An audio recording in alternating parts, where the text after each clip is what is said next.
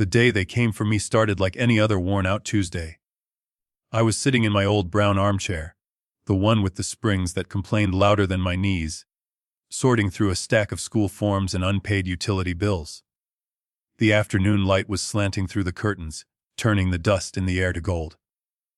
In the kitchen, the washing machine hummed its lopsided song, and I could hear Maya arguing with the toaster about her burnt bagel. It was an ordinary, cluttered, noisy house. My house. Our house. Then came the knock. Not the usual quick tap from Emily when she forgot her key, or the heavy pound from Josh when he was too impatient to wait 5 seconds. This was slow, firm, official. It went straight through my chest. I wiped my hands on my skirt and shuffled to the door, my hip reminding me it hated these sudden movements. When I opened it, I saw 2 police officers in dark uniforms and a woman with a clipboard and a tight mouth. Behind them, a white sedan idled at the curb. The windows were tinted, but I could make out a pale blur of a face in the passenger seat, turned away. "Mrs. Carter?" the older officer asked. "Yes." My voice came out smaller than I wanted. He glanced past me into the living room, where textbooks, sneakers, and an empty cereal bowl were scattered like confetti. Then he looked back down at a paper in his hand. "Ma'am, we've received an allegation of kidnapping by a custodial relative." For a second I honestly thought I'd misheard. I let out a laugh, one sharp, ridiculous bark that sounded like it belonged to someone else. "Kidnapping," I repeated. "You must have the wrong house. I haven't been anywhere to kidnap anybody." The woman with them stepped forward. She was in her 40s maybe, neat gray blazer, hair pulled into a bun that looked like it hurt. "I'm Miss Reynolds from Child Protective Services," she said, holding up an ID. "We're here regarding your grandchildren, Emily, Joshua, and Maya." My stomach dropped so hard I had to grab the edge of the door. "They're at home," I said slowly. "Where they live. With me." "What's this about?" Behind me, I heard a chair scrape. Mia's voice floated in from the hallway. "Grandma, who is it?" The younger officer peered over my shoulder. "Your daughter, Ms. Lena Carter, has filed a complaint stating that you are unlawfully holding her children, interfering with her custody, and refusing to return them to her care." For a moment, everything went quiet. Even the washing machine seemed to stop. My daughter. 10 years earlier, that same daughter had shown up in the middle of the night, eyes ringed with black mascara and fear, 3 crying children in tow. She'd left them with me and walked out the door with nothing but a scribbled note and a promise she'd be back in a week. She never came back. Until now. "Lena," I whispered. My throat felt dry. "She's the one who called you?" "Yes, ma'am," Ms. Reynolds said. She glanced toward the street. "She's here today as well. In the car. She's requested that we not bring you into direct contact at this time." I looked past them, squinting into the glare. The passenger window shifted down a fraction. I caught the quick line of a profile I knew better than my own, high cheekbones, that stubborn jaw, and then it snapped back up like I was something she needed to be protected from. "Kidnapping. Me. May we come in?" the officer asked. "We need to see the children, confirm they're safe, and ask you some questions about custody arrangements." I hesitated, just long enough for fear to creep its way in. But what choice did I have? I stepped back. "Of course," I said. "This is their home. They're safe here." The 3 of them stepped into my living room, tracking in the smell of cold air and authority. I suddenly saw the place through their eyes, the sink full of dishes, the pile of laundry on the recliner, the crooked family photos on the wall that I kept meaning to dust. Emily came out of the hallway, tall and thin as a sapling, phone in her hand. Josh trailed behind, trying to look braver than he felt, and Mia clung to the stair rail, wide-eyed. "What's going on?" Emily asked, eyes flicking from uniforms to me. "This is just a visit," Ms. Reynolds said in that gentle, not really gentle voice they must teach them in training. "We're checking on your welfare. Could you tell me your names?" They did one by one, glancing at me between words as if I could fix the whole thing with a look. "These are my grandchildren," I said, my voice steadier now. "I've raised them here since Emily was 6. Their mother knows that."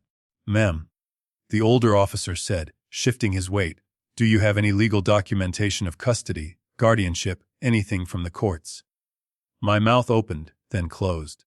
"I have school forms," I said. "And medical forms." Their doctors, their schools, they all list me as guardian. I take them to appointments, I sign everything. I didn't think I needed. The words tangled up. No court papers. No adoption. Just 10 years of breakfasts and bedtime stories and parent-teacher meetings. 10 years of scraped knees, fevers, report cards, and night terrors. 10 years of my life poured into 3 small people someone was now suggesting I had stolen. Emily slipped closer, her arm brushing mine. Under the edge of her hoodie, I caught the glint of her phone camera lens. She was recording, hand steady, face calm in that way she had when inside she was panicking. "Grandma, we're not going anywhere," she whispered, "just for me. They can't do this." Ms. Reynolds started walking through the house, asking to see their rooms, their beds, the fridge. Josh bristled when she opened his closet without asking. Mia kept one eye on the window, trying to see the woman in the car who was supposed to be her mother. "Why is Mom outside?" Mia finally asked. "Why won't she come in?" I swallowed hard. "I don't know, baby." I did know. Or at least, I knew her. We ended up in the kitchen. All of us crowded around the table I'd bought secondhand the year after my husband died. Ms. Reynolds set her folder down and clicked her pen. "Mrs. Carter," she said. "To be clear, you have no court-ordered custody of these children." "No," I said slowly. "Their mother left them with me. She said she needed a week. She disappeared. I tried calling. I called hospitals, friends. There was no number, no address. I was afraid that if I told anyone, they'd take the kids and put them in foster care. So I just cared for them." The younger officer leaned on the counter. "Your daughter says she tried to see them, but you hid them from her. That you threatened her when she came to the house and told her she'd never get them back." I stared at him. "That's a lie." It tasted foul on my tongue to say it about my own child, but there it was. "For 10 years, I said, my voice tightening. "The only thing that showed up for these kids from their mother was silence. No birthday cards, no phone calls. Not $1 of child support. I begged her, in the beginning, to come back. And now she's accusing me of kidnapping." In my head, the memories flashed like old film. Lena's mascara, streaked face lit by the porch light. The weight of a sleeping Emily on my shoulder that first night. Josh's confusion when he woke up asking for Mommy. Mia only 2 years old and wetting the bed for weeks. After a decade of doctor visits, school fees, and scraped knees, I was suddenly a criminal in my own home. Ms. Reynolds sighed. "Mom, until we sort this out, there is a possibility we may need to place the children in temporary care while we investigate the allegations and the living situation here." Emily's grip on my sleeve tightened. Josh's jaw clenched. Maya's eyes filled so fast I thought my heart might stop. "You can't," I said quietly. "This is their home." She didn't answer. The older officer shuffled his papers again. "Your daughter is alleging that you deliberately withheld contact, that you told the children she was dead, that you've been poisoning them against her for years. She says you've brainwashed them into hating her." I looked from his face to the 3 pairs of eyes fixed on me, full of fear and trust and the beginnings of teenage anger. I had raised those children as my own while their mother vanished into thin air. Now she was back and she wanted to erase the last 10 years of all of our lives. When Ms. Reynolds asked me to start from the beginning, my mind didn't go to laws or paperwork. It went back to a time when my house was quieter and my heart was a little less bruised. I wasn't always an old woman with 3 teenagers and a stack of unpaid bills. Once, I was just Margaret, wife to a man named Tom who came home every evening smelling of oil and metal from the factory. We bought this house together in our 30s, a little 2-bedroom with avocado, green appliances and a yard big enough for a swing set. It took us 30 years and every overtime shift he could grab to pay it off. He used to pat the cracked kitchen counter and say, "At least the bank doesn't own this part of our lives." When he died, heart attack sudden, in the cereal aisle at the grocery store. I was 58 and newly alone. His union pension and a small life insurance policy were the only reasons I didn't lose the house. I picked up extra hours at the diner, cleaned offices at night, and told myself I could get by. I had one child, after all. Just one to worry about. Lena. From the day she came screaming into the world, I thought she was my second chance at everything I'd never had. I worked doubles so she could have new sneakers instead of thrift store ones, so she could sign up for dance classes, so she could go on that eighth-grade trip to Washington. I believed if I gave her choices, she wouldn't feel trapped the way I had. But Lena always wanted more than what was in front of her. As a teenager, she was restless, always pushing against whatever walls existed just to hear them creak. Rules were cages to her. Curfew was a suggestion. "Mom, you just don't understand my life," she'd snap, rolling her eyes as she grabbed her purse. "I'm not you. I'm not meant for this boring 9 to 5 stuff." She was smart. Too smart to be satisfied with our small-town routines. But she was careless with that intelligence, throwing it at the nearest shiny thing. She dropped out of community college after one semester, said it was scam, and she could learn more from life. Life, apparently, meant late-night parties, questionable boyfriends, and jobs she never kept longer than a few months. I can't count the number of times the phone rang at 2 in the morning and I'd hear her slurred voice on the other end, asking me to pick her up from some stranger's house. I'd pull on my coat, drive across town, and find her leaning against a lamppost, mascara smudged, muttering about drama and haters. At the diner, over refills of coffee, I'd shake my head to my friend Ruth. "She's got 3 kids now but still thinks she's 19. I'd say, and Ruth would squeeze my hand and murmur, "She'll grow up, Maggie. They have a way of forcing you to." The first baby, Emily, came when Lena was barely 20. I remember holding that tiny girl in the hospital, her fingers like curled threads, and thinking my heart might split from loving something that fierce. Lena seemed enchanted for a few weeks, posting pictures talking about how she was going to do better now. Then the late nights started again. I became the emergency babysitter, then the regular one. "Just for a few hours, Mom," she'd say, already halfway out the door. "You're so good with her." When Josh arrived 2 years later, the pattern deepened. I'd tuck Emily into her little bed in the spare room, then rock Josh in my arms, singing the same lullabies I'd sung to Lena. Half the time, their mother was nowhere to be found.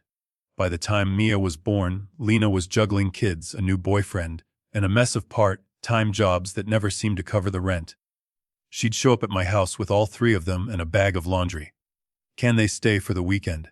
she'd ask, not making eye contact. "I've got this new opportunity. It's big, Mom. It could change everything." The weekend stretched.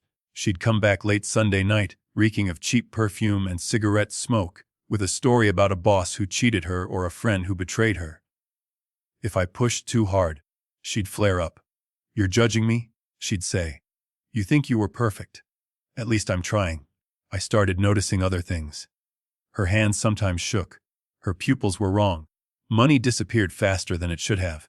She lied about small things for no reason at all.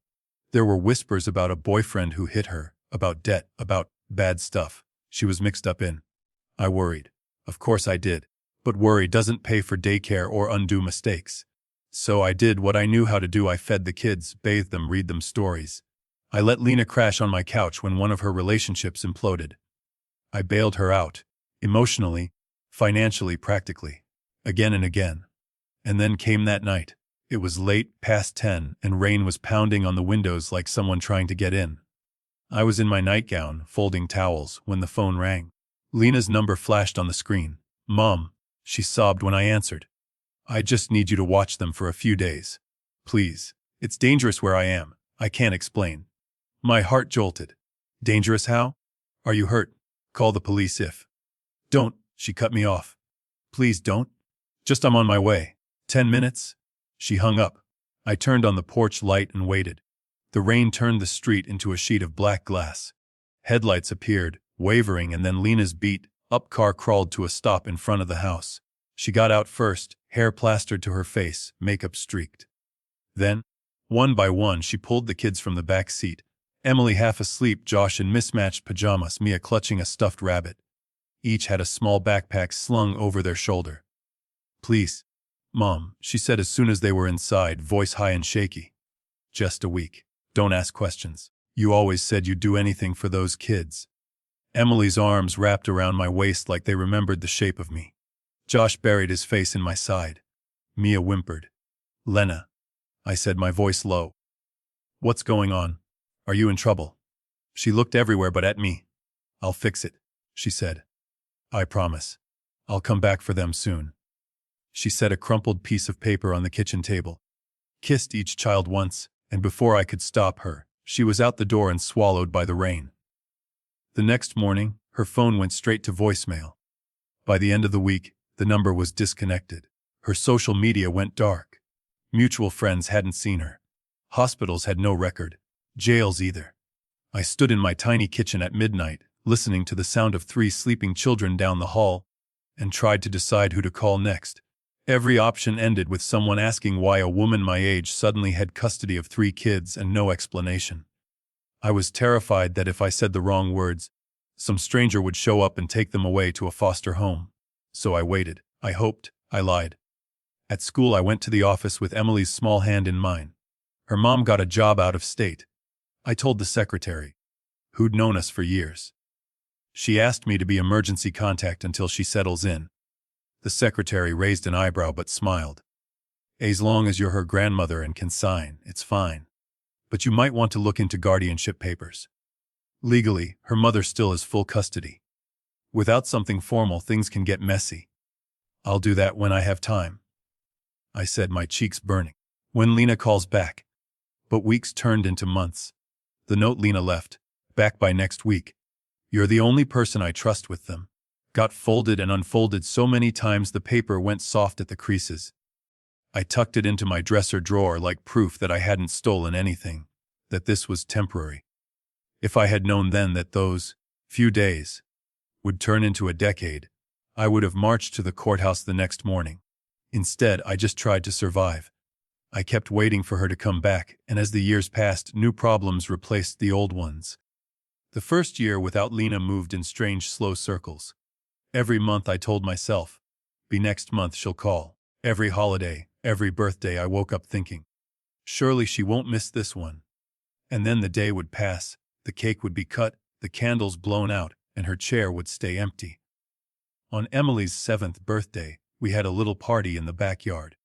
Just a few kids from her class, some balloons tied to the fence, dollar store streamers drooping in the heat.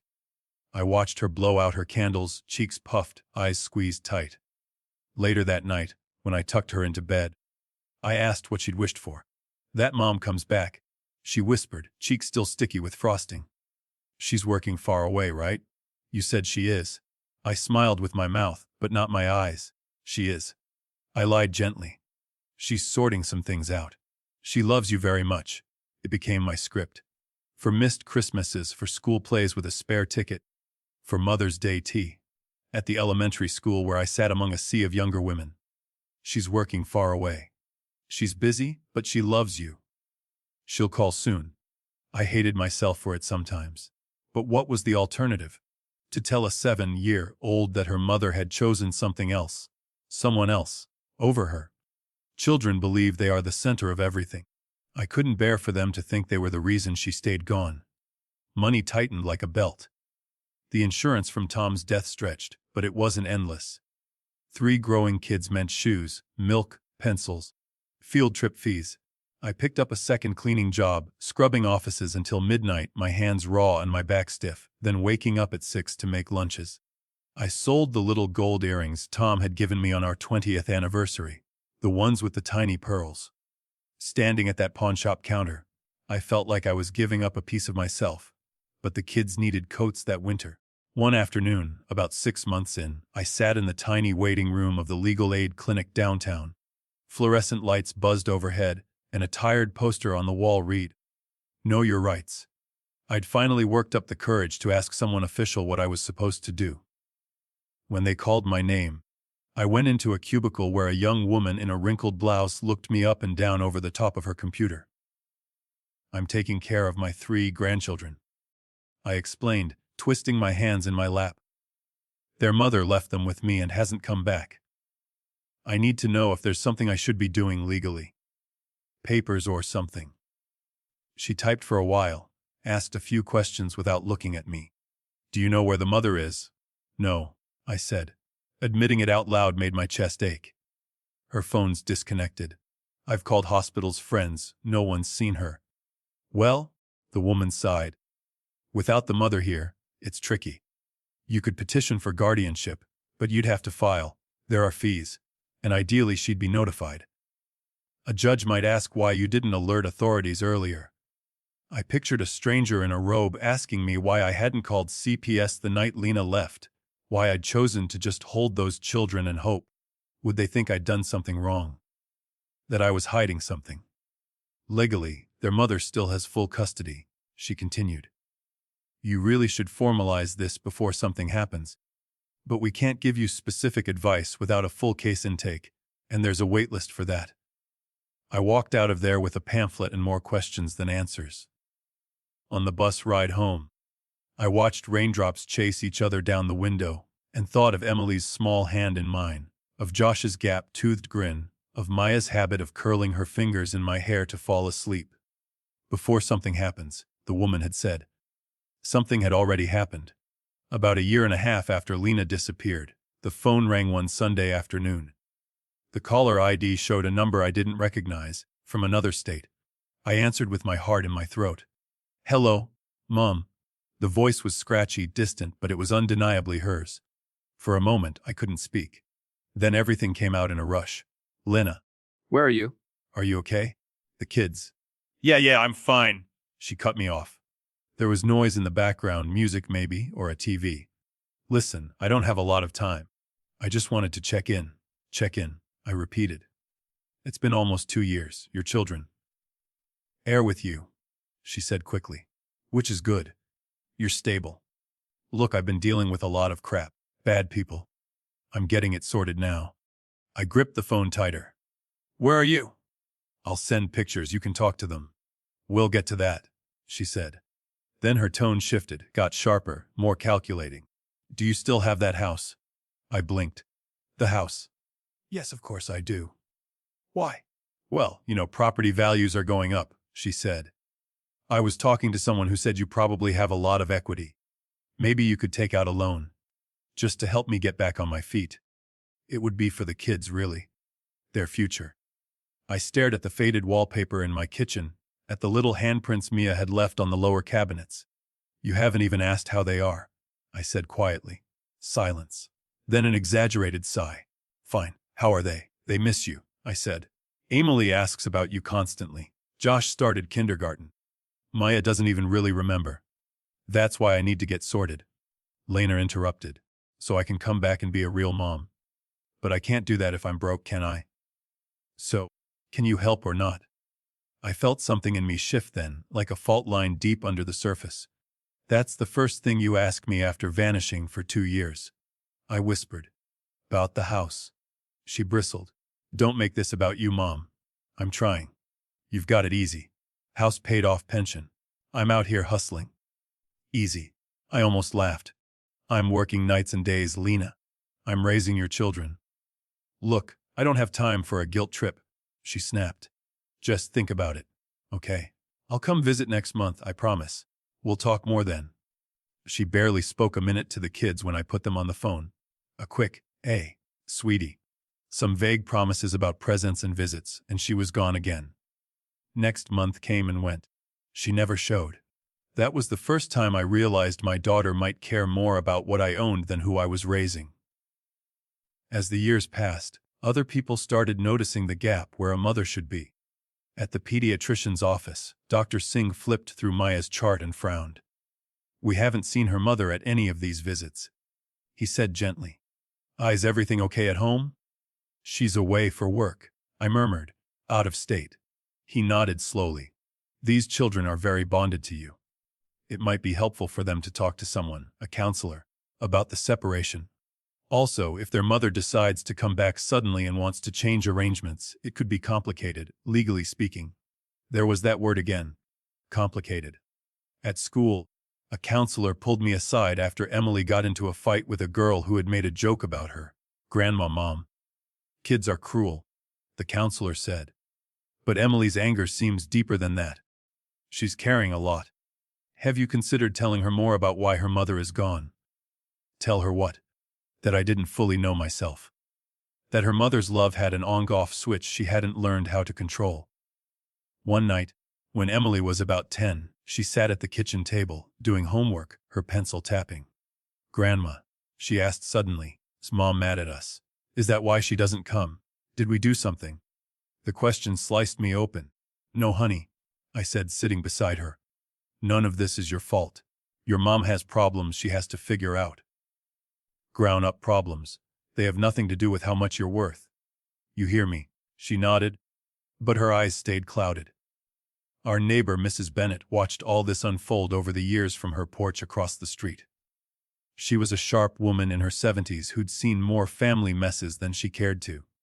One Sunday after church, she stopped me as I was hauling grocery bags from the car. "You're running yourself ragged, Margaret," she said, narrowing her eyes. "Those kids are lucky to have you. But you need to get something in writing." "In writing?" I repeated, shifting a bag to my other hip. "Papers," she said. "Guardianship wills something. People get ugly when money and kids are involved. Trust me. Blood doesn't stop greed." I thought of Lina's question about the house, the way she'd skipped right over the kids to ask about equity. A chill went through me despite the afternoon heat. Years 3 and 4 blurred together. School plays, fevers, report cards with "grandparent attended" scribbled at the bottom. I almost got used to the idea that Lina was a ghost who called once in a blue moon. Around year 5, she surfaced again. This time it was a message on social media. Emily, now old enough to have her own account, showed it to me, her face tight. "Grandma," she said, "Mom sent me this." Should I answer? The message was short. "Hey baby, it's Mom. I'm so sorry for everything. I'm getting my life together. Tell Grandma I just need a little help to start over. For you guys. Can she send me some money?" My stomach clenched. I messaged Lina back from my own account, hands shaking. "What do you need exactly? And when are you coming back for them?" She responded quickly. "You always jump to judgment. I'm trying to build something stable so when I come back I can give them a real home. Don't you want your grandkids to have a stable future?" "They have that here," I typed. "With me. They are fed, clothed, in school. They have a home. If you want to be part of that, come back. Take responsibility. No more disappearing acts." Her reply came back like a slap. "Don't start with the guilt. You're the one who kept them. You think you're the hero in this story, but you're not. You can't keep my kids from me forever." For the first time in my life with her, I said no. No, I would not wire money to an account I couldn't verify.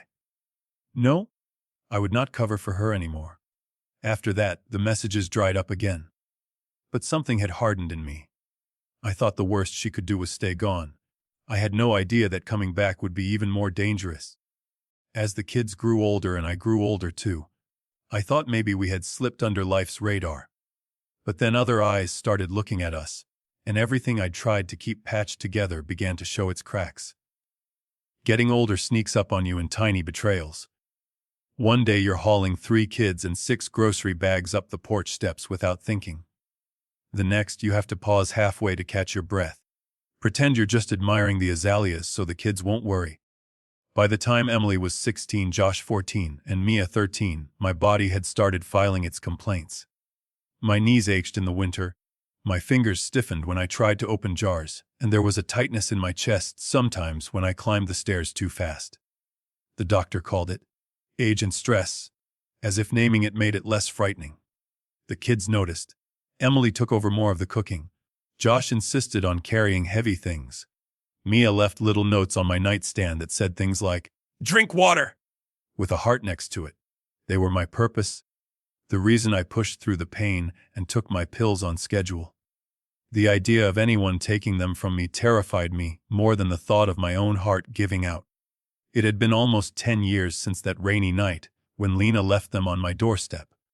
Her rare calls and messages had become even rarer, and eventually I stopped expecting anything but disappointment where she was concerned. So the day she showed up on my porch in broad daylight, dressed like she'd stepped out of a magazine spread, I almost didn't recognize her. I was in the kitchen, stirring a pot of soup, when the doorbell rang. The kids were at school. I wiped my hands on a dish towel and opened the door. "Mom," she exclaimed, arms spread, smile bright and wide. "Look at you. You haven't changed." I froze.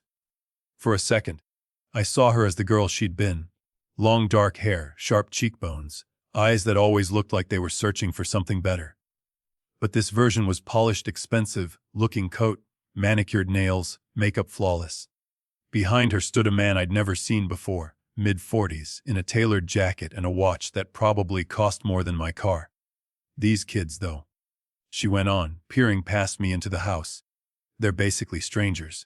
I had to see them with my own eyes. My hand tightened on the doorknob. Lena, I managed. What are you doing here? She laughed lightly, as if we'd just spoken yesterday. Aren't you going to invite us in? This is Derek. She gestured to the man, who gave me a smooth, practiced smile. Pleasure to meet you, Mrs. Carter, he said, extending his hand. His grip was firm, his eyes cold. I've heard so much about you. I stepped back automatically, letting them into the living room.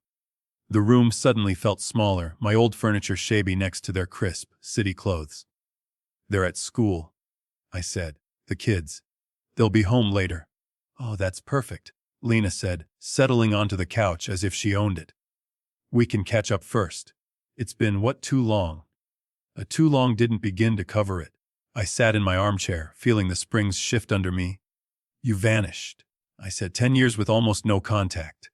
Why are you here now? She waved a hand. You know I had issues, Mom. I was in a bad place. People around me were dangerous. I didn't want to drag the kids into that. You already had? I said quietly. She ignored that. The point is, I'm better now. I'm clean, I've got a stable situation. A partner who supports me. She patted Derek's knee. We've talked about it a lot, and I'm ready to be a real mom now. The words hit me like ice water. Real mom, I repeated. What do you think I've been for the last decade? A babysitter. Her smile tightened. I didn't say that. I appreciate what you've done. Really. But they're my children. They should be with me. With us. She leaned forward, eyes bright. I've got a place in the city. Good schools. Opportunities. They could come live with us. It's time. My heart thudded painfully. You want to take them away? To another city? Well, obviously we'd transition them, she said, as if she was discussing a change in cable providers. Weekends, then more time. We'll figure it out. I know you've gotten attached. Her gaze flicked over me. But you're not getting any younger, Mom. Derek finally spoke, his voice smooth as oil. Courts don't like to see children stuck with elderly relatives when a biological parent is willing and able, you know. Judges tend to favor reunification. A chill crawled up my spine. Reunification. I repeated. You make it sound like they were taken from you. You left them. Lena's eyes hardened. I did what I had to do at the time, and I tried to come back, but you kept them from me, remember? Told me not to show my face if I couldn't act right. Don't pretend you didn't. That's not how it happened, I said, my voice shaking. You called a handful of times in 10 years. You asked for money. You never once showed up. She shrugged. We remember things differently. That was the beginning of the gaslighting, though I didn't have that word for it then. She took my memories and twisted them, made me question the edges. Had I said something in anger that she was now inflating into a ban? Had I, in trying to protect the kids, pushed her away more than I realized? When the kids came home that afternoon and saw her sitting on the couch, the air went electric. Emily stopped in the doorway, backpack hanging off one shoulder. Mum, she whispered. Lena leaped up, arms wide. Look at you, she gushed, pulling Emily into a hug. Emily stiffened for a second, then melted, sobbing. Josh hovered, torn between anger and hope. Maya hung back, clutching her notebook to her chest, eyes enormous. Lena chattered, handing out small gifts. Cheap jewelry, a new video game, a stuffed animal, posing for selfies with them on her phone. She laughed too loud, talked too fast, as if she could make up for a decade in an hour. Later, when she had pulled them aside one by one for private talks, the cracks began to show. That night, Emily came into the kitchen where I was washing dishes. Grandma, she said slowly, Mom says you told her not to come. That you said if she showed up again, you'd call CPS and tell them she was a danger. She says you hid our calls from her. That you didn't let her talk to us. Why would she say that if it wasn't true? I almost dropped the plate in my hands. She said what? I whispered. Emily's face was a mix of anger and confusion. She says you turned us against her. That you wanted to replace her. I dried my hands and turned to face her fully. Listen to me, I said, trying to steady my voice. Your mother left. I begged her to come back at first. I never Told her she couldn't see you. I never hid calls. How could I? Do you think I wanted you to grow up without your mother? She searched my face for a long time, then looked away. I don't know what to think, she muttered and walked out. The next week, a woman from CPS knocked on my door again, this time without police. She had a clipboard and a polite, tired smile. "Mrs. Carter," she said, stepping inside, "we've received some concerns about the children's living situation. We just need to do a welfare check." My stomach twisted. "What kind of concerns?" "There have been allegations," she said, glancing around the living room, "that you may be restricting the children's contact with their mother, that you're overly controlling, that you might be struggling with memory issues or confusion." I felt heat rush to my face. "Struggling with? I misplace my glasses sometimes, if that's what you mean," I snapped. "I'm almost 70. But I remember every night I sat up with those kids when they were sick.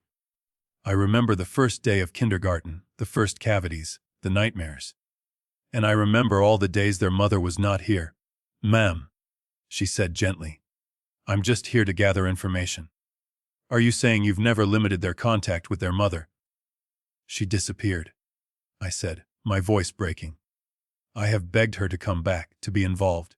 Any contact they've had has been because I picked up the phone or showed them her messages. Now she shows up with a nice coat and a lawyer, and suddenly I'm the villain." Over the next few weeks, it felt like I was living under a microscope.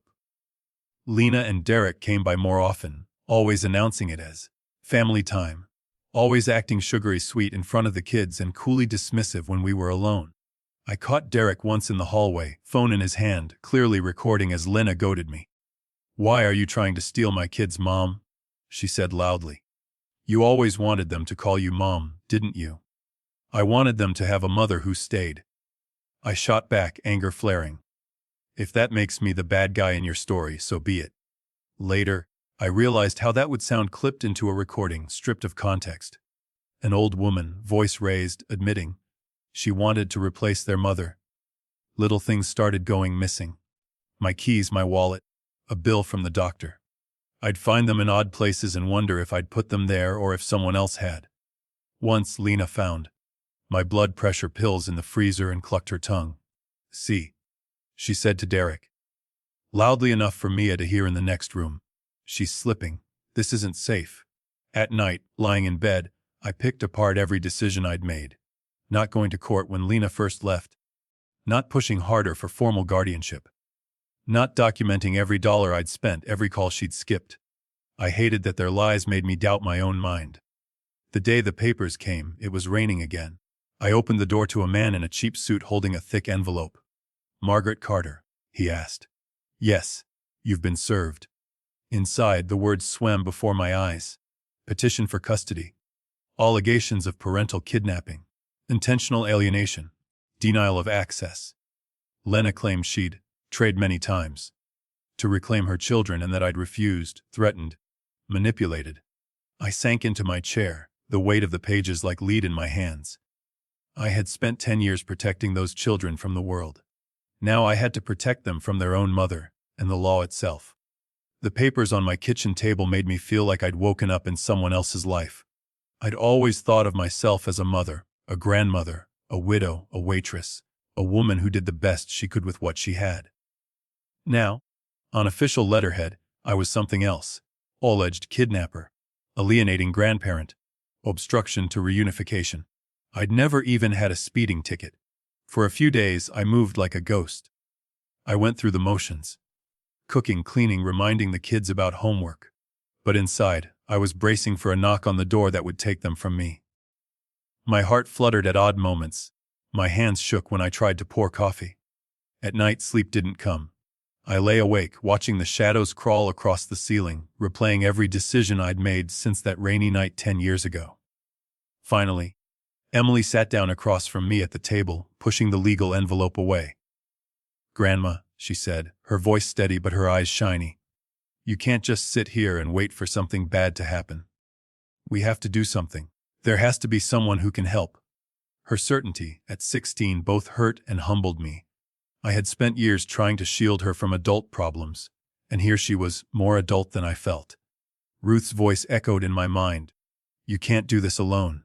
So I swallowed my pride and fear and called the number Ruth had pressed into my hand after church. That's how I ended up again in Ms. Padle's small office, this time with my life in a canvas grocery bag. She greeted us politely, but there was a guarded look in her eyes, the kind professionals wear so they don't get pulled under by every story. Mrs. Carter, she said, gesturing to the chair. Emily, I read through the petition your daughter filed. I'd like to hear your side, in detail. I took a deep breath. My fingers felt clumsy as I unpacked the bag onto her desk, the crumpled note Lena had left, smoothed and re-smoothed. Old phone bills bound with a rubber band, copies of school enrollment forms, vaccine records, dentist receipts. The paper mountain of a decade of raising children.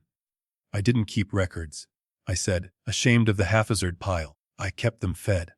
I kept them clothed. I kept them loved. Miss Padle picked up the note first. Her eyes moved over Lena's rushed handwriting. Back by next week. You're the only person I trust with them. She read it twice, then looked up. This is important, she said quietly. Very important. She flipped through the phone bills next, noting the gaps where Lena's number appeared for a handful of months and then disappeared altogether. She scanned the school forms where my name was firmly written in the boxes for guardian and emergency contact. Did their mother ever come to a parent-teacher conference? She asked. I shook my head. Not once. Teachers wouldn't even have recognized her. Emily shifted. I have something too, she said. She opened her phone and scrolled. You said to keep anything that felt wrong.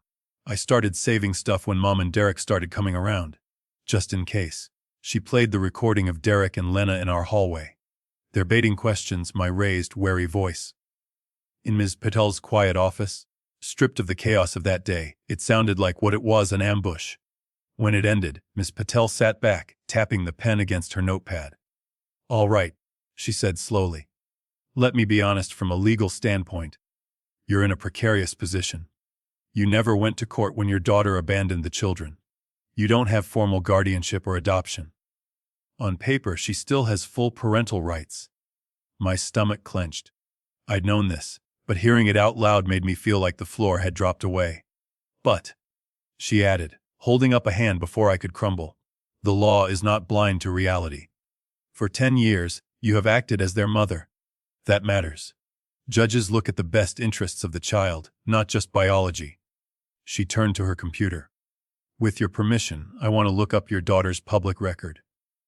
This may be difficult to hear, but if we don't face it now, it will blindside you later. I hesitated. Despite everything, a part of me still flinched at the idea of digging in my child's dirt. But the 3 young faces at home were counting on me to stop thinking of Lena as only my daughter and start seeing her as the person she'd chosen to become. Do what you need to, I said. We watched the glow of the screen reflect off Miss Padle's glasses as she typed. The silence stretched. Then she started reading quietly, more to herself than to us. Several eviction filings, 2 DUI convictions about 6 years ago, an admission to a rehabilitation facility, voluntary, and here's a restraining order from a former partner. She paused. He alleges she left a child alone overnight while she went partying. Mentions pattern of neglect. My throat tightened. I pictured a child, not mine maybe, but somebody's, crying in an empty apartment while Lena chased whatever she thought she needed more. Your daughter has a documented history, Miss Padle said gently. She didn't just need a week to sort things out. She was running. From courts. From consequences. Each word felt like a nail hammered into a coffin that held the last illusions I'd kept about Lena. I still loved her. Of course I did. But love could no longer be an excuse not to see what she was capable of. Miss Padle clicked again. There's more, she said. A recent application for subsidized housing.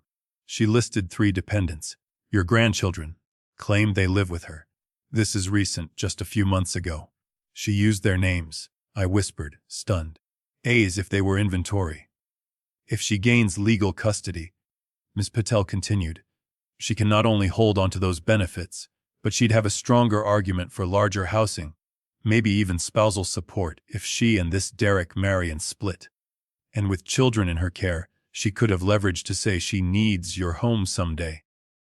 I've seen that pattern before. The thought of Lena's hands on this house, on Tom's and my life's work, made my stomach churn.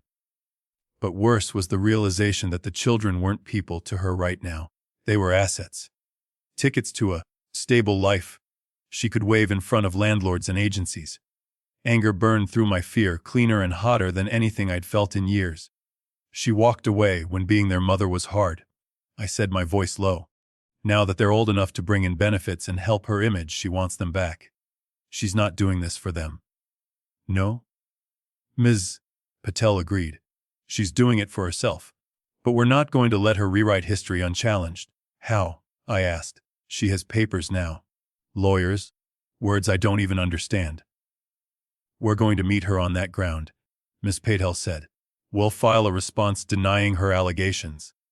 We'll file our own petition asking the court to recognize you as their legal guardian on the basis of abandonment and de facto parenting. Our case will rest on 3 pillars: your documented care, her documented absence and instability, and the children's wishes. She began to list things on her notepad. We need witnesses. Neighbors who saw that night she dropped them off. Teachers who can testify she never came. Doctors who've only ever seen you. And we'll need every record you have of her contacting you for money but not for custody. I can think of a few, I said slowly. Old texts. Messages on social media. Do those count? Absolutely, she said. Screenshot everything. Print everything. Keep it in a folder. Technology leaves trails people forget about. Emily cleared her throat. What about us? She asked. Do we have to talk to the judge? At your ages, Ms. Patel said kindly, judge may want to hear from you.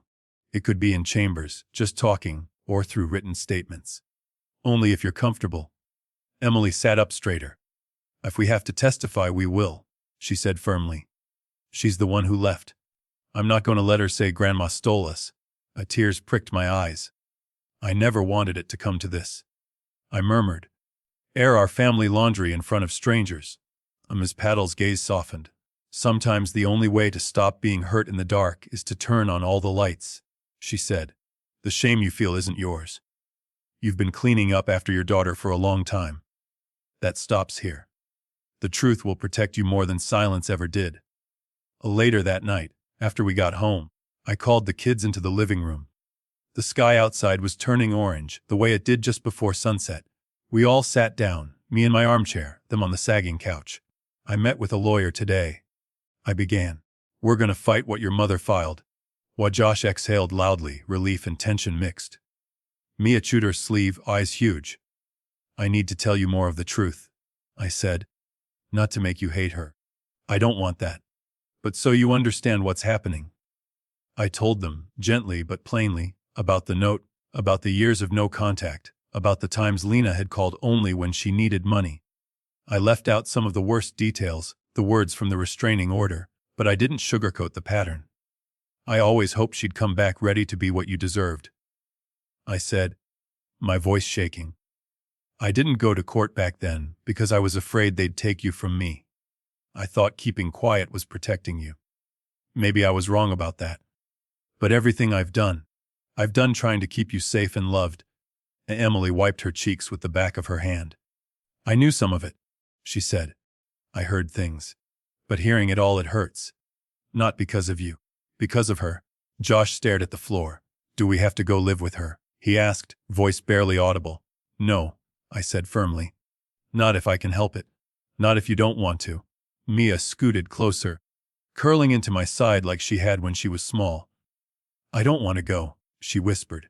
She feels like a stranger. You feel like home. In that moment, whatever doubt I had left about fighting vanished. A few days later, back in Ms. Petal's office, she slid another document across the desk. One more thing, she said. Your daughter and Derek recently alleged to an agency that you've been stealing government benefits in the children's names. They're trying to paint you as financially abusive. I felt my jaw tighten. Stealing, I repeated. I applied for food assistance after I emptied my savings to keep those kids fed. I stood in those humiliating lines.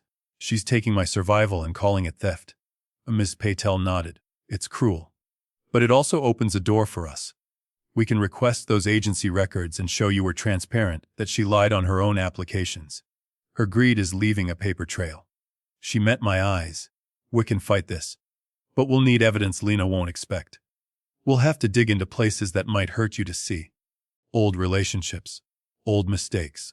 Are you willing? I thought of Lena's records, of the restraining order and DUIs. I thought of how many times I'd hidden her behavior out of embarrassment, told myself it was just a phase, even when she was 35. Yes, I said. If the truth is ugly, let it be ugly in the open. I'm done hiding her mess. Not when my grandchildren are on the line. For the first time in months, I felt something solid under my feet that wasn't just fear. I wasn't just reacting anymore, putting out whatever fire Lena lit next. I was preparing, and I was going to make sure the court heard the truth, even if it broke my heart in the process. Once I agreed to fight, my days stopped being a blur of fear and started to take on a grim kind of structure. Ms. Patel called it building our case. I called it trying to hold my life together with paper and prayer. We sat at her desk one afternoon with a yellow legal pad between us. She drew 4 boxes and numbered them. First, she said, tapping the pad, we collect every piece of communication between you and your daughter. Old texts, emails, social media messages, call logs. Anything that shows her pattern only reaching out for money, not for the children. I nodded, already mentally sifting through years of remembered pings and missed calls. Second, she went on, writing as she spoke. We get affidavits from people who saw what happened. Neighbors who remember the night she dropped them off, friends who saw you raising them alone. Anyone who can say, she left, and she didn't come back. Mrs. Bennett, I said immediately. And Ruth, they were there. They saw. Good, she said. Third, we gather proof of your financial support. Receipts, bank statements showing school fees, medical bills, extracurriculars paid from your account. It paints a picture you as the provider. I swallowed. I didn't keep everything? You kept enough? She assured me. Parents don't always save receipts when they're in survival mode. Judges know that. Finally, we request records from other jurisdictions. Rehab, court cases, restraining orders. They show a pattern of instability on your daughter's part. The list looked impossibly long. I felt tired just looking at it. We're not just defending you from kidnapping charges, Ms. Patel said, meeting my eyes. We're showing the court who was really abandoned here. At home, the kids helped however they could. One Saturday, we pulled out boxes from the hall closet, dusty lids giving way with little puffs of air that smelled like old paper and time. The kitchen table disappeared under piles, school photos, report cards, immunization slips, birthday invitations. Look at this, Emily said, holding up a kindergarten class picture. Tiny her stood in the front row, eyes too serious for 5. No mom. Just you at the parent day. Maya found a faded field trip permission slip with my signature scrawled at the bottom. You signed all of these, she said, wonder in her voice, as if seeing my name there made my work more real to her. At night, after they went to bed, I sat with my old flip phone, scrolling through years of call history. Most of the numbers meant nothing to me now, but Lena's old contacts jumped out. A flurry of calls around the time she'd asked for a loan. Months and months of blank space before and after. In the back of my dresser drawer, under a stack of folded scarves, I found a small digital recorder I'd bought years ago to tape my doctor's instructions. On a whim, I plugged it in, pressed play, and nearly dropped it when Lena's voice came out in that familiar rushed tumble. Hey, Mom, I know it's been a long time. I've been gone so long, I'm sorry. I need some help. I'm behind on rent, and they're breathing down my neck. Can you send anything? I swear when I get back on my feet, I'll come get the kids. I'll fix this. I just need cash to get started. Not a single question about how they were. Not one. How's Emily? How's Josh? How's my baby Maya? I've been gone so long, and I need some help. I played it for Ms. Patel the next day. She closed her eyes for a moment, then hit replay and listened again. This is gold, she said. She admits she's been gone so long, and that her priority is money, not her children. It undercuts her narrative that she was desperately trying to reunite with them, and you stood in her way. We started reaching out to people who had lived on our street longer than my potted plants. Mrs. Bennett, cane tapping on the sidewalk, came over one afternoon and sat at my table with Ms. Paddle's form in front of her. I remember that night like it was yesterday, she said, squinting as she wrote. Those babies clinging to you while your daughter peeled out of the driveway like she was late for a party. I told my Frank, those kids live there now. And they did. Never saw her come back. Not once. Ruth added her own statement about years of church potlucks and school plays where it was always me and never Lena in the pews and folding chairs. The kids, too, did what they could. Patel had suggested they each write a letter in their own words, not coached, just honest. Emily's was neat and precise, like her. My grandmother has been my primary caregiver since I was 6, she wrote. She takes me to the doctor, to school, to my job interviews. My mother has been in and out of my life, but mostly out. I love her, but I don't feel safe living with her. I want to stay where I feel stable, which is with my grandmother. Josh's handwriting slanted and messy, but his point was clear. Grandma is the one who shows up, he wrote. For games, for parent nights. Mom shows up when she wants something. I don't want to have to move to a different place with people I barely know. Mia sat at the table for a long time, chewing on her pen. Finally, she printed in big letters.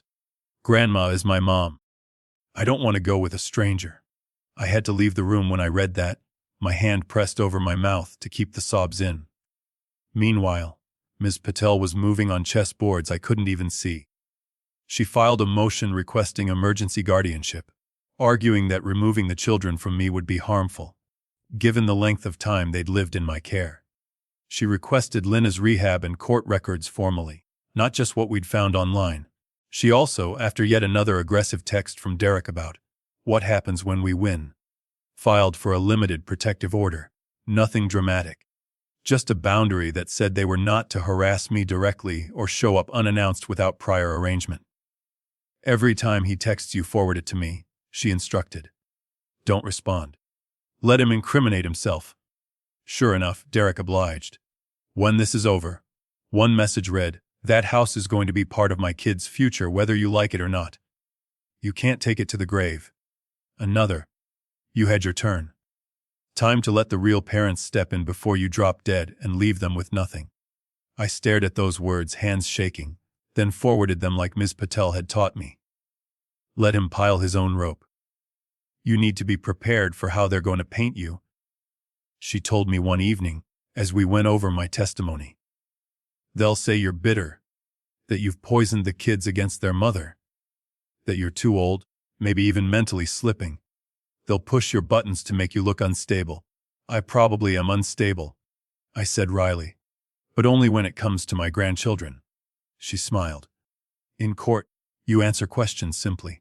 Don't volunteer extra. If you don't understand something, say so. Take breaths. Let their lawyer look cruel if he badgers you. The judge is human. They can see who's trying to tell the truth. The night before the hearing, the house felt too quiet. The kids were in their rooms, pretending to study, but really, I knew, worrying. I stood at the kitchen table, looking at the neat stacks of paper, affidavits, bills, report cards, the crumpled note now in a clear plastic sleeve. My phone buzzed. A text from an unknown number came through. I almost ignored it, then opened it anyway.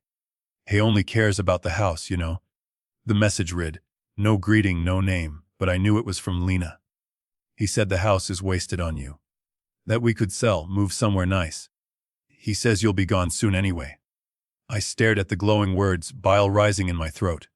For a moment, the room blurred. Then I took a screenshot and forwarded it to Ms. Patel. That's your daughter's motive in black and white. She texted back almost immediately. Don't respond. Sleep if you can. Tomorrow we stop letting them narrate your life. Sleep didn't come easily, but resolve did.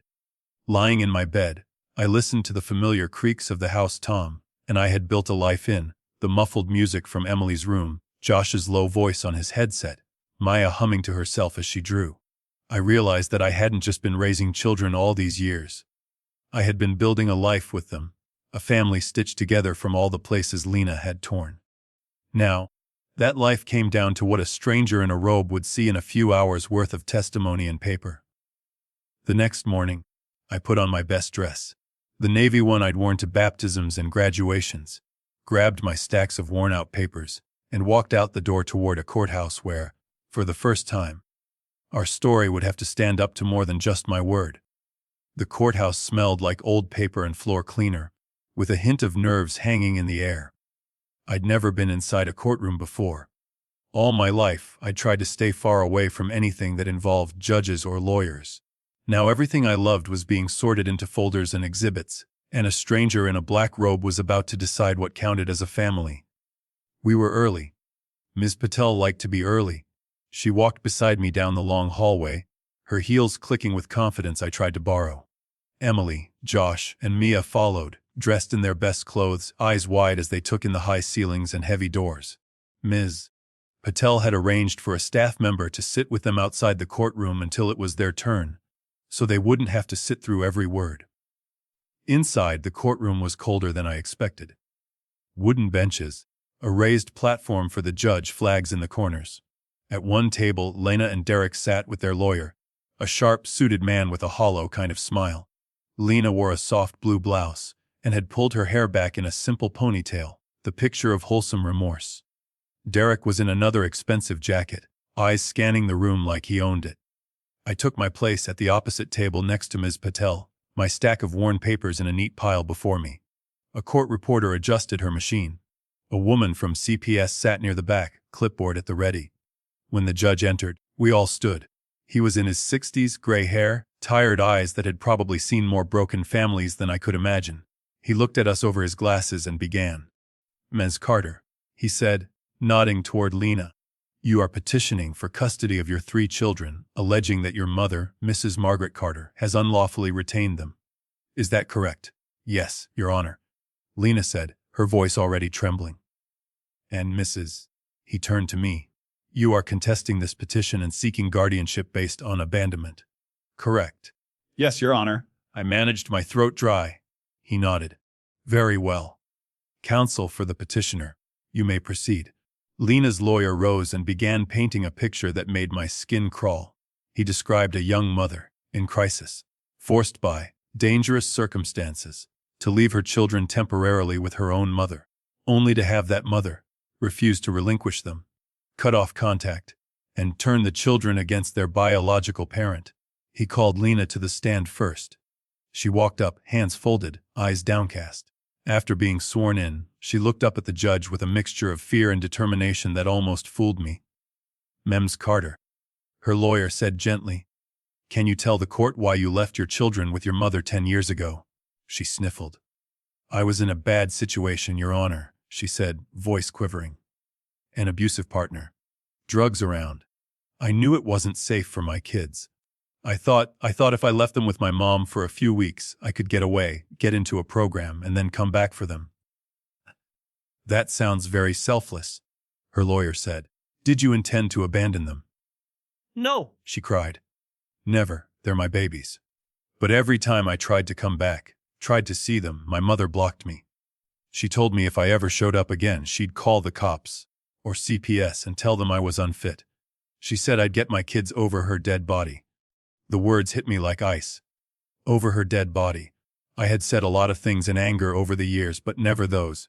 My hands clenched around the edge of the table so tightly my knuckles ached. "And did you attempt to contact your children?" her lawyer asked. "Yes," she said, nodding vigorously. "I called, I texted, I messaged on social media. Half the time, my mother wouldn't pick up. When she did, she'd lie and say the kids didn't want to talk to me, or they weren't home. She told me I had no place in their lives anymore." He made a show of handing the judge a stack of printed screenshots. Carefully curated messages, I knew, that didn't tell the whole story. "What about seeing them in person?" he asked. "Did you ever come to the house?" "Yes," Lena said. "I came several times. Once, a few years after I left, and more recently with my partner Derek.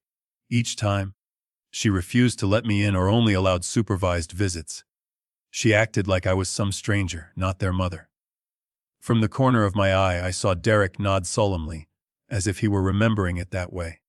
When it was his turn, he went up and talked about how they had tried to build bridges, how I was possessive of the kids, undermining their mother, and how, in his opinion, I seemed confused and forgetful whenever they visited. "I'm worried," he said, shaking his head. "They're teenagers now, they need stability." What happens if she has a health emergency? Who will take care of them then?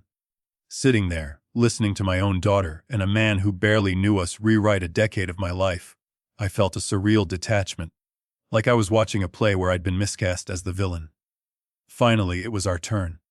Miss Patel stood, calm but with a steel in her voice I hadn't heard before. "Your Honor," she began, "we do not dispute that Ms. Carter left her children with her mother during a crisis. But the evidence will show that what was supposed to be a few weeks turned into nearly a decade of near total absence. We will show that my client did not kidnap these children. She rescued them from abandonment." She called me to the stand first. My legs felt heavy as I walked up, but when I sat and looked out at the courtroom, I saw Emily's face in the second row. She'd been allowed in with a staff member's supervision. Her eyes met mine, steady and full of quiet belief. After I was sworn in, Miss Patel guided me through our story. The rainy night. The note Lena left. The months of silence. The calls where she asked for money but never for the kids. "Did you ever tell your daughter she could not see her children?" Ms. Patel asked. "No," I said firmly. I begged her to be involved at first. Later, when she called only for money, I told her I wouldn't send more unless she came in person, took responsibility. But I never blocked her from them. Ever. She handed me a plastic sleeve with a crumpled note inside and asked me to read it aloud. My voice shook as I read Lena's words promising to be back by next week, telling me I was the only person she trusted with them. Ms. Patel then turned to Lena. "Ms. Carter," she said, "you testified earlier that you were gone for a few months, and then tried repeatedly to regain access to your children. Is that correct?" "Yes," Lena said, chin lifting. "Then can you explain why school records show no change in emergency contact, no sign-in for parent-teacher conferences, and no written requests from you for 3 years following your departure?" Ms. Patel held up a stack of school forms. "These all list my client as the only guardian present. Year after year." Lena shifted. "I was busy. I was getting clean, working. I didn't have transportation. Yet you had a phone," Ms. Patel said smoothly. "Let's listen to one of those calls." She pressed play on the small recorder. Lena's voice filled the courtroom. "Hey, Mom, I know it's been a long time. I've been gone so long, I'm sorry. I need some help. I'm behind on rent, can you send anything? I swear when I get back on my feet I'll come get the kids. I'll fix this. I just need cash to get started." When it ended, the room was very still. "Not once in that message," Ms. Patel said quietly, "did you ask how your children were. You acknowledged you'd been gone so long, but your priority was money. Is that correct?" Lena's lawyer objected, but the judge overruled. "She may answer." Lena shrugged, a flash of defiance breaking through her meek fat aide. "I knew my mom had them," she said. "I just assumed they were fine." "That assumption lasted nearly a decade," Ms. Patel replied. She then called Mrs. Bennett, who, with some help, made her way to the stand. "I watched her drive away that night," Mrs. Bennett said firmly. "Those babies clinging to Margaret's skirt, crying. We never saw their mama again. Not for years. It was always Margaret at the bus stop, at the school, at the doctor. Always her." A representative from CPS testified next. Under Ms. Patel's questioning, she admitted that their office had no record of any complaint or petition from Lena regarding her children until the one filed recently. "Just to be clear," Ms. Patel said, "in 10 years, Ms. Carter never once filed a missing person report, a complaint of custodial interference, or any request for assistance in reunification." "Correct, correct," the CPS worker said. The school counselor followed. "Speaking of meetings where I was the only adult who came, of forms I always signed. In our records," she said, "Mrs. Carter functioned as the parent." Finally, it was the children's turn. The judge, perhaps sensing how heavy this was, allowed their statements to be read rather than forcing them to testify live. Ms. Patel read Emily's letter first, then Josh's. The courtroom quieted, legal jargon giving way to simple, devastating truth. Then she read Maya's. "Grandma's my mom. I don't want to go with a stranger." I saw the judge glance up then, his expression softening for just a moment. When Ms. Patel finished, she turned back to Lena. "Ms. Carter," she said, "isn't it true that the first time you used the word kidnapping, in relation to your mother was after she refused to give you money or agree to sell her home. Lena's lawyer objected again. But Ms. Patel held up printouts of text messages, including the one where Lena wrote about the house being wasted on me. The judge took them, scanned quickly, then looked at Lena over his glasses. I do have one question for you, Miss Carter, he said, voice calm but firm. If you truly believed your mother had unlawfully taken your children, why did you not file any report or petition for almost a decade? Why did action only occur when financial issues arose between you? Lena's mouth opened and closed. I was scared, she said finally. She controlled everything. I thought no one would believe me. It might have carried more weight if the room hadn't just heard from people who'd watched her absence for years. Just when I thought perhaps, just maybe, the truth was winning. Lena's lawyer straightened his tie and played his last card. Your Honor, he said, we have evidence that Mrs. Carter has been cashing government benefits in the children's names for years. We contend she did so without Miss Carter's consent, effectively stealing funds meant for the biological parent. My heart lurched. Here it was, the accusation of theft. Before panic could swallow me, Miss Patel stood, a calm I didn't feel radiating off her. Yes, she said, Mrs. Carter applied for food assistance and minor benefits, as any caregiver would. And she did it legally, listing herself as the custodial caregiver because, in practice, she was. I have here the applications she filed, all approved after verification, and, more importantly, proof that Miss Carter herself filed for benefits, listing the children in her household while they were, in fact, living with my client. That, Your Honor, is fraud. Not what my client did. She handed up 2 folders, one with my applications, neat and modest, one with Lena's, bold-faced lies. The judge's eyes moved between them, his face unreadable. Counsel, he said, turning to Lena's lawyer. This point, I've heard enough evidence for today. We'll break for a short recess before I make my ruling. As he stood and left the bench, my knees nearly buckled. Ms. Patel touched my arm. Breathe, she whispered. I tried. But as people shuffled out to stretch their legs, one thought pounded in my mind: I had lived this story. I knew the truth in my bones. But would that be enough for a man who had never met any of us until today? The recess felt longer than it really was. We gathered in the hallway outside the courtroom, the fluorescent lights buzzing overhead, the hum of other people's cases seeping under the doors around us. I sat on a hard bench, hands folded in my lap, trying to slow my breathing. Emily sat beside me, her shoulder pressed into mine. Josh paced a few feet away, bouncing nervously on the balls of his feet. Mia leaned against the wall, clutching the little stuffed rabbit she still carried in her backpack, more out of habit than need. You did good, Grandma, Emily said quietly. You told the truth. That's all you can do. I nodded. Though my stomach was tying itself in knots, I kept thinking of all the things I hadn't done. By the book. No early guardianship filing, no formal reports when Lena disappeared. Would those mistakes weigh more than 10 years of lunches and doctor visits in the judge's mind? When the bailiff finally opened the door and called us back in, my legs felt like they were made of wet sand. We took our places again. Lena and Derek were already at their table, murmuring urgently with their lawyer. Lena's face was pale, her lipstick smudged where she'd bitten her lip. Derek looked angry in that tight-mouthed way men get when they realize they're losing control of a situation. The judge returned, settled himself, and shuffled the papers in front of him. The room quieted to a breath. I have reviewed the testimony and evidence presented in this matter, he began, his voice steady.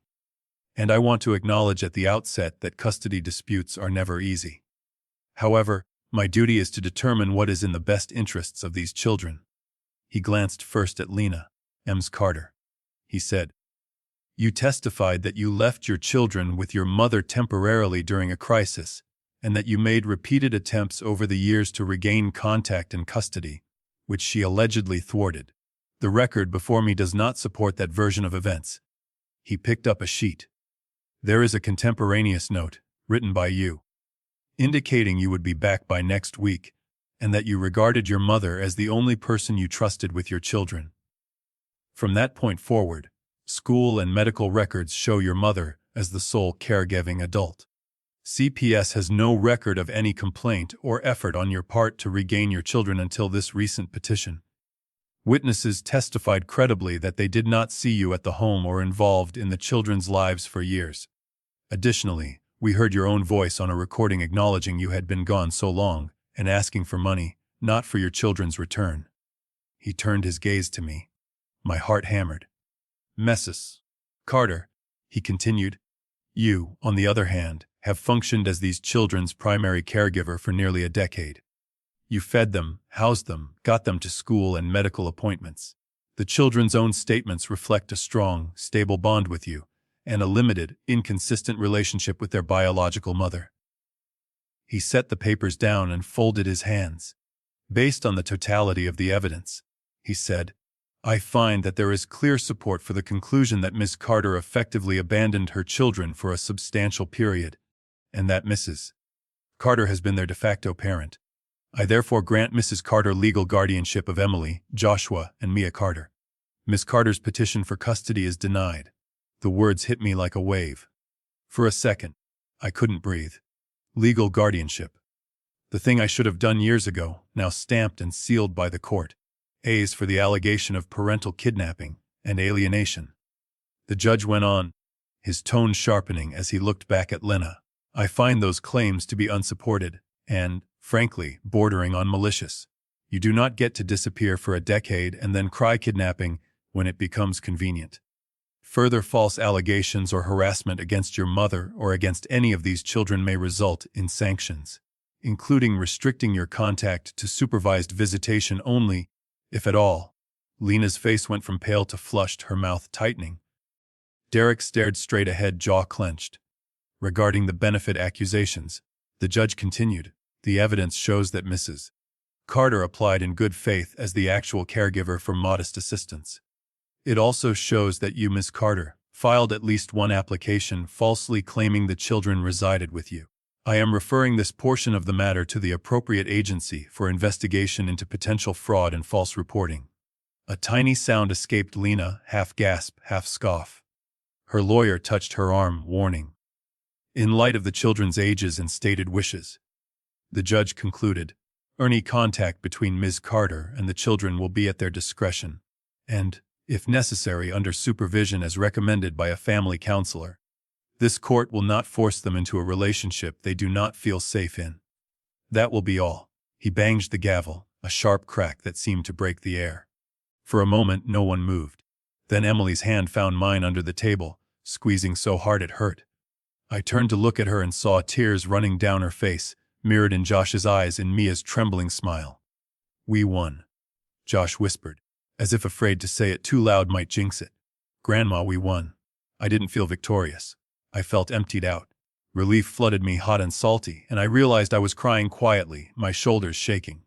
Miss Patel leaned closer. It's over, she murmured. At least this part is. Across the aisle, Derek stood abruptly, pushing his chair back with a scrape. Lena remained seated, staring at the spot where the judge had been as if she could will him to come back and say something different. As we gathered our papers, Emily flung her arms around me, nearly knocking me off balance. You're stuck with us now, she said into my shoulder, her voice muffled and wet. I always was. I managed, kissing the top of her head. We walked out into the hallway, the kids flanking me like a small protective unit. Miss Patel shook my hand, then Emily's. You all did incredibly well, she said. Now the hard part is just living. But at least you can do it without this hanging over you every day. She had to rush off to another case, but not before saying, if they appeal, call me. But I don't think this ruling will be easy to shake. We were halfway down the hallway when I heard my name. Mom. I turned. Lena stood a few feet away, just outside the courtroom door. Derek hovered behind her, checking his phone as if this were a minor inconvenience between other appointments. Kids, I said softly. Wait by the elevator. I'll be right there. Emily looked like she wanted to argue, but something in my face must have stopped her. They moved away reluctantly, still within sight but out of earshot. Lena stepped closer, her eyes glittering with a mix of fury and hurt. So that's it, she said. You win. You turned everyone against me. The judge, the kids, that lawyer. You finally replaced me, just like you always wanted. I took a breath, feeling the old, automatic urge to soothe, to soften my words. For once, I didn't give in to it. I didn't turn anyone against you, Lena, I said quietly. I covered for you. For 10 years. I lied for you so your children wouldn't hate you. I told them you were working, that you loved them but were sorting things out. I protected your image while you were nowhere to be found. You did this to yourself today. You showed them who you are right now. Her mouth twisted. You think you're so perfect. You think being there all the time makes you better than me. No, I said. Being a mother does. And being a mother isn't a right you can put on a shelf and pick up whenever it suits you. It's every day, every night, even when no one is watching. It's cleaning up vomit at 3 in the morning. It's missing sleep and new shoes so they can go on the field trip. It's not just showing up when you smell a chance at money or a house. You always wanted to replace me, she spat. You liked it when they called you Mom by mistake. I swallowed hard.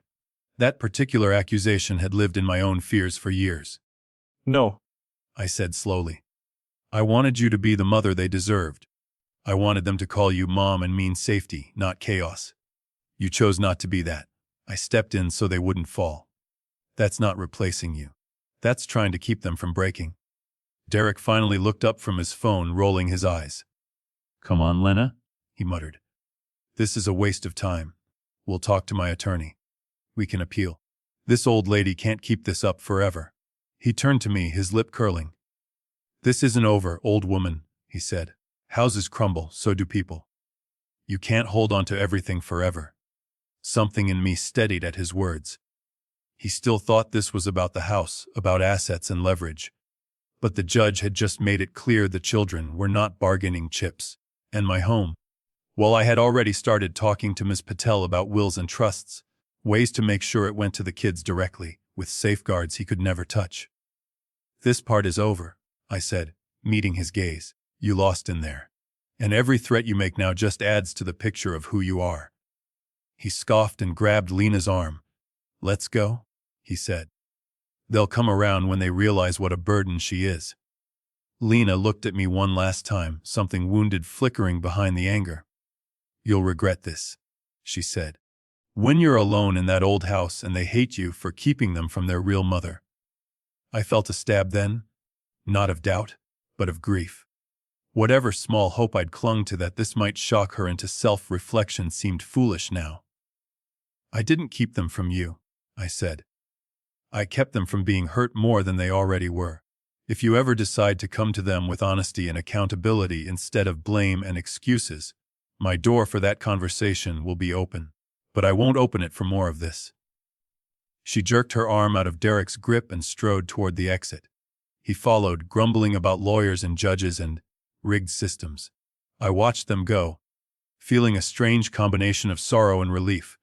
When I turned back, Emily was standing a few steps away, having heard more than I realized. Her eyes were red but clear. She's not going to change, is she? Emily asked quietly. I sighed. I don't know, baby. People can surprise you. But today didn't look like a beginning. Josh and Mia joined us, each slipping a hand into mine. The three of them bracketed me as we walked toward the elevator, a small fortress built of bone and blood and years of shared meals and shared pain. In the parking lot, the sun was brighter than I expected after the dimness of the courtroom. The air felt different, lighter somehow, even with the ache in my chest. We stood beside our old car for a moment, just breathing. So, Josh said, trying on a shaky grin. Can we get burgers to celebrate beating a kidnapping charge? Mia giggled, the sound bubbling up like she hadn't let herself laugh in weeks. Emily rolled her eyes but smiled. Burgers, I said, my own smile trembling. And milkshakes. We survived court. That deserves extra calories. As we drove away, the courthouse shrinking in the rearview mirror, I thought about what we were leaving behind in that building. Accusations, lies, the official stamp that said I was no kidnapper, no thief. And what we were carrying forward, scars, yes, but also something stronger.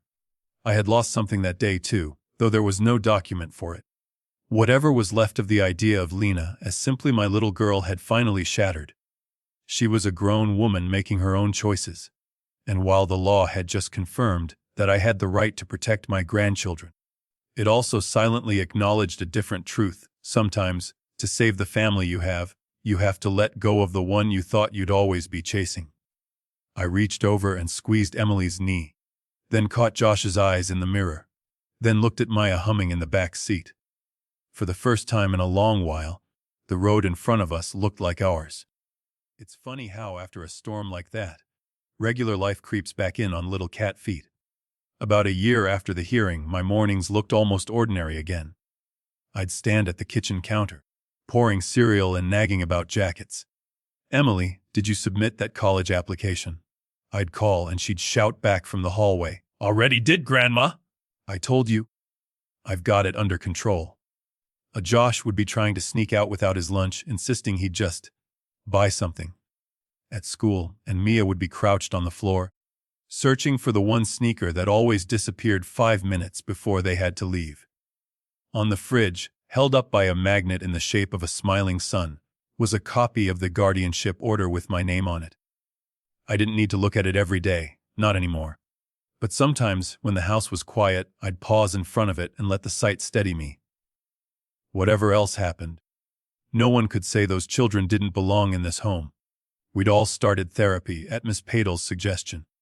The kids met with a counselor once a week, each in their own way trying to untangle what it meant to have a mother who'd left and a grandmother who stayed.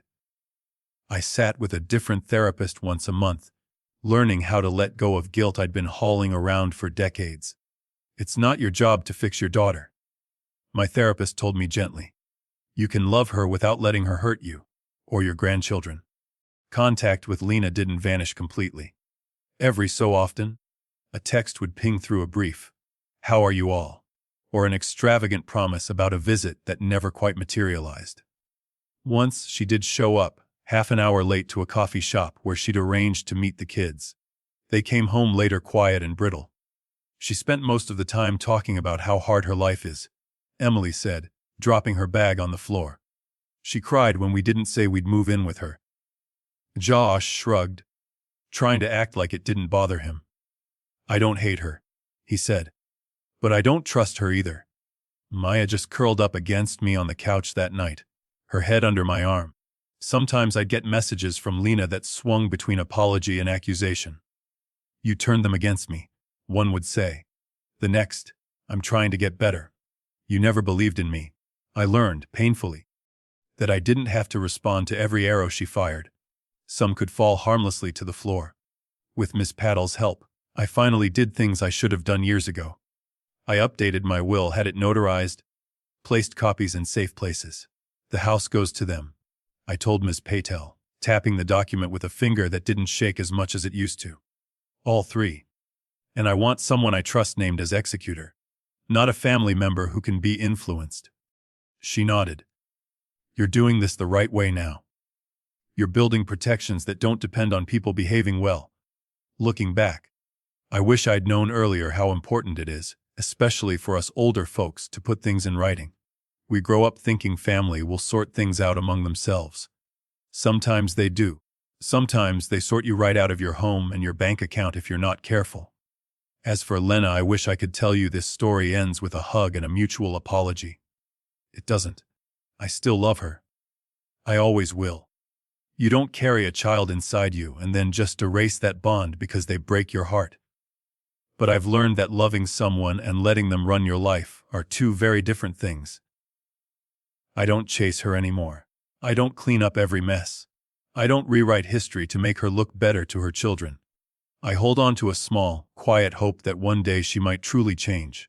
Not for me, and not just to get something, but because she finally understands what her choices cost. If that day comes, I'll support my grandchildren however they choose to respond. Maybe they'll be ready to let her in more. Maybe they'll need to keep their distance. That's the thing about family. We talk like blood is everything, but blood alone doesn't make someone safe. Actions do. Showing up does. Keeping your word does. If there's anything I hope someone listening to this takes away, it's this: don't be ashamed to protect yourself. Don't let love or embarrassment stop you from getting your paperwork in order. Wills, guardianship, power of attorney. Keep records. Save the texts and the emails when people show you who they really are. And if you're a grandparent raising grandkids, don't wait 10 years like I did to make it official. You might think, "We're family, we don't need all that." I'm here to tell you sometimes you do. I also know I'm not the only one who's seen children and money used like weapons. So I want to ask you, listening to this, a couple of questions. If you were in my place, would you have pressed charges against your own daughter for false accusations and abandonment? Or would you have done what I did? Draw a hard line to protect the children, but still leave the door cracked open in case she truly changes someday. And have you ever had a family member try to control your home, your savings, or your relationship with your own children or grandchildren because they were thinking about inheritance or benefits? How did you handle it? Did you stand your ground, or do you wish you had? If stories like this make you feel a little less alone, I'd like to know. Tell me in the comments what you think, and where you're listening from. And if you know someone who might need a nudge to get their own papers in order before a crisis hits, share this with them. Don't forget to like and subscribe so more people can hear these kinds of stories and maybe learn something before it's too late. Sometimes, in the evenings, I sit at my worn kitchen table and watch my grandchildren laugh over some joke I don't quite catch. Emily planning her future, Josh arguing about movies, Maya doodling flowers in the margins of her homework. The house is still small, the bills still come, my knees still ache when it rains. But there's peace here now that I don't take for granted. My daughter once accused me of kidnapping. But the truth is, I hadn't stolen anything. I'd simply refused to let go of the only family that never walked away from me.